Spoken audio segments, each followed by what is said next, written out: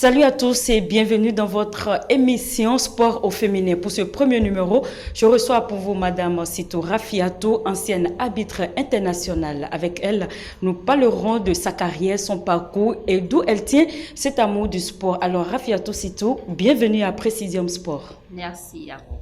Sans plus tarder, dites-nous, Rafiatou Sitou, c'est qui? Rafiatou Sitou, c'est moi. Je suis Rafiatou Sitou, je suis professeure certifiée d'éducation physique et sportive. Je suis ancienne arbitre internationale de football et aujourd'hui je préside l'association pour la promotion des valeurs.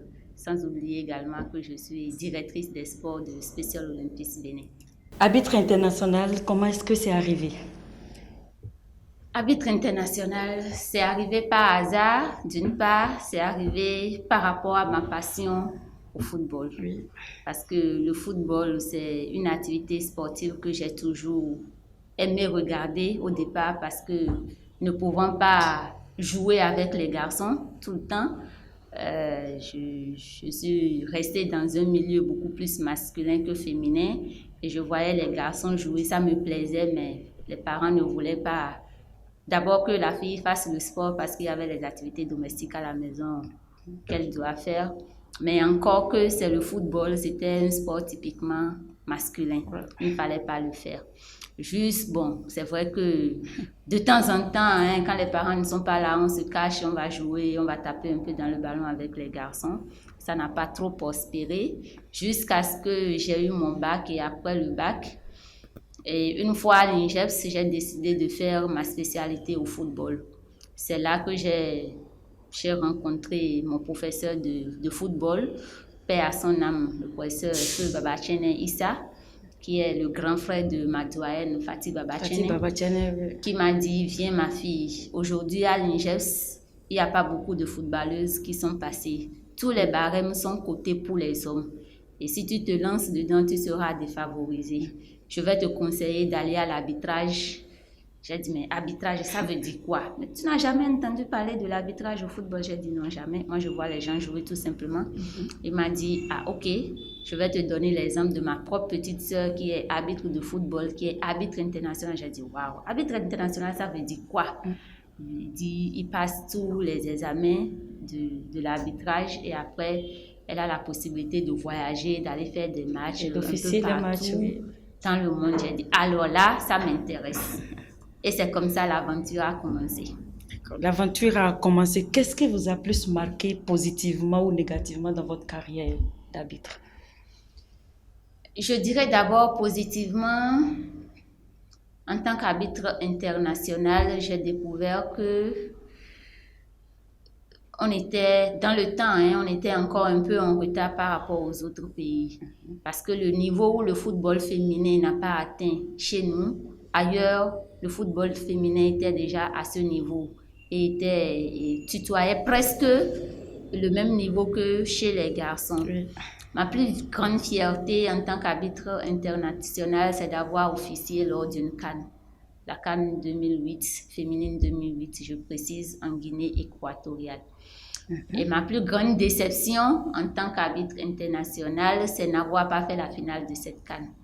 Parce que j'étais à 2 doigts de la faire, mais je ne crois pas. Qu'est-ce qui n'a pas marché à cette période? C'est parce que c'était ma première expérience. J'étais à ma toute première CAN. Et mes performances étaient bonnes, mais puisque j'étais à ma toute première CAN et que c'était une l'expérience qui manquait. Il ne fallait pas prendre le risque de confier à une novice. Donc, en tant que femme, comment avez-vous réussi à vous imposer dans ce monde dominé par les hommes? C'est pas très compliqué. Quand on a envie de faire quelque chose et qu'on s'y adonne, ça arrive, toutes les barrières sont levées. Et moi, je suis de nature, lorsque je me fixe des objectifs, je veux forcément les atteindre. Et quand on a cette intention, qu'on soit au football, qu'on soit femme ou homme, ça devient la même chose. C'est le même ballon que tout le monde joue, c'est les mêmes règles que tout le monde suit. Donc, qu'est-ce que l'homme peut faire aujourd'hui et une femme déterminée ne peut pas arriver. Donc, avec la détermination, on peut briser toutes les barrières et atteindre ses objectifs. Une question pertinente. Quelle fut la collaboration entre Citou Rafiatou, arbitre, et la corruption? Je précise que j'ai arrêté depuis 2015. Je crois que c'est pas très loin. Au moment où j'officiais encore, la corruption, certes, mais c'est pas aussi flagrant qu'on peut le constater aujourd'hui, tel que ça court toutes les rues aujourd'hui. Et on avait peur d'oser. C'est vrai que d'abord, les gens ne se manifestent pas ouvertement. On ne sent pas que c'est pour corrompre ouvertement. C'est beaucoup plus en termes de demander service. Parce que dans le temps, on te demandait de service pas pour te donner quelque chose après. On te demande service juste pour te demander service. Mais quand il faut donner quelque chose derrière nous-mêmes qui étions acteurs, on a peur de rendre ce service. Mais rendre service pour de rien, ça peut se faire, ça se faisait. Si je comprends bien, vous avez été contrainte au moins à truquer le résultat de match? Pas contrainte. Pas contrainte et pas truquer le résultat d'un match, mais à fermer les yeux sur certaines actions pour permettre à une équipe peut-être de ne pas perdre ou de ne pas perdre de trop grand par rapport au score. Ça peut arriver. Alors aujourd'hui, quel regard portez-vous sur l'arbitrage béninois? Aujourd'hui, quand je regarde l'arbitrage béninois, je dis des efforts sont en train d'être faits. Le Bénin est en train de mettre un pied devant un autre. Même si l'arbitrage sur le plan national est décrié aujourd'hui, comme par le passé, à toutes les grandes occasions, le Bénin arrive quand même à placer un trio ou un quatuor. Je sais que l'objectif aujourd'hui, c'est ramener les arbitres béninois à participer aux différentes phases finales, CAN, Coupe du Monde, pourquoi les pas grandes compétitions. Olympiques, effectivement. Mais pour y arriver, il faut travailler. Et par rapport à ça, je voudrais saluer les responsables d'arbitres qui font un travail formidable par rapport à la formation des arbitres. Petit à petit, la mayonnaise va prendre et j'ai espoir que nous allons voir des arbitres béninois à cette grande Alors, compétition. vous êtes mariée et mère de 2 enfants. Dites-nous, comment arrivez-vous à gérer votre vie de couple et votre carrière en son temps? Je vous dirais que c'est une question d'organisation, tout simplement. C'est une question d'organisation. J'ai la chance d'avoir un formidable époux qui lui aussi, fort heureusement, est dans le monde du sport et qui comprend aisément quand je dois m'absenter pour les entraînements, quand je dois m'absenter pour les matchs. Mais à côté de ça, il faut forcément compenser. Lorsque on n'est pas parti pour les entraînements ou pour les matchs et qu'on est là, il faut donner le meilleur de soi-même à la maison. Il faut compenser ces absences régulières dues au sport. Donc, c'est une question d'organisation. Citou Rafiatou est aujourd'hui à la tête d'une association. Parlez-nous-en. L'association que je préside aujourd'hui, c'est la PBS, entendez Association pour la promotion des valeurs sportives, qui est mise sous les fonds baptismaux en mai 2014. Et elle a pour mission, elle a pour objectif d'abord d'éradiquer la violence dans le sport de façon générale, la violence sous toutes ses formes. Et elle se donne pour mission de vulgariser les lois de jeu au niveau de tous les sports dont les fédérations sont reconnues par le Comité national olympique et sportif béninois, de sensibiliser les acteurs de sport et de faire la promotion du fair play. Dites-nous, quels conseils donnerez-vous à ces femmes en général et en particulier les femmes béninoises qui font carrière dans le sport aujourd'hui? Le premier conseil, et ceci, ça concerne toutes les activités, tous les domaines d'activité, je dirais, c'est le travail bien fait. Lorsqu'on décide de faire quelque chose, il faut faire et il faut bien faire. Il faut chercher toujours à exceller.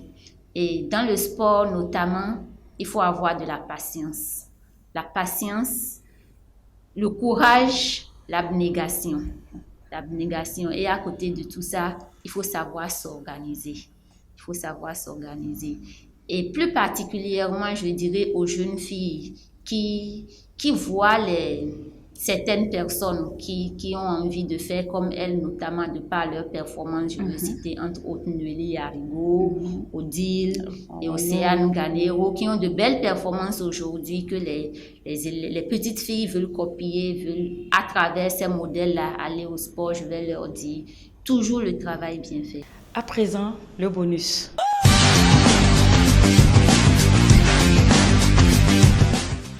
Dites-nous, Présidente Rafiatou Sitou, que vous rappellent ces images? Avez-vous idée du match ou de l'année? Oui, ça c'était ce qui a précédé là, c'était à Kourounou. À Kourounou, c'est lors d'un championnat national de première division. J'étais avec l'aujourd'hui instructeur physique des arbitres, Padono Prosper et Koubemene Augustin. Là, j'étais au Cameroun. Au Cameroun, c'était Cameroun-Nigeria. Je crois, éliminatoire, Jeux olympiques ou Coupe du monde moins de 20 ans. Là, c'est un match que j'aime bien. Un match entre les deux Congos. Congo-Brazzaville et Congo-Kinshasa, RDC. C'est d'avoir l'occasion de ce voyage, j'ai découvert que c'était les deux capitales les plus proches au monde. En 4 minutes, on fait la traversée de la lagune avec la barque. Pour rejoindre l'autre bout. Oui, pour rejoindre un autre pays. Et là, j'ai connu des gens formidables. Les Congolais sont formidables quand même. Alors, qu'est-ce que ça vous fait de découvrir ces images aujourd'hui? D'abord, je me rends compte que même, contrairement à ce que les gens disent, ça ne rajeunit pas. La nostalgie quand même. La nostalgie parce que je sais en mon fort intérieur que je suis très bien quand je suis en tenue d'arbitrage comme ça. C'est le meilleur moment. Et si on vous demandait de reprendre? Non, je continue de le faire, mais pas en compétition. Je fais de temps en temps les matchs de gala pour les amis. Pour m'amuser, j'officie les matchs de championnat, d'interclasse, de matchs interclasse pour mes élèves, mais pas en compétition. Et je crois que je n'ai plus la force nécessaire pour le faire en compétition. D'accord. Alors, chers internautes, nous voilà à la fin de votre émission Sport au féminin sur Précision Sport Web TV. Merci de l'avoir suivi.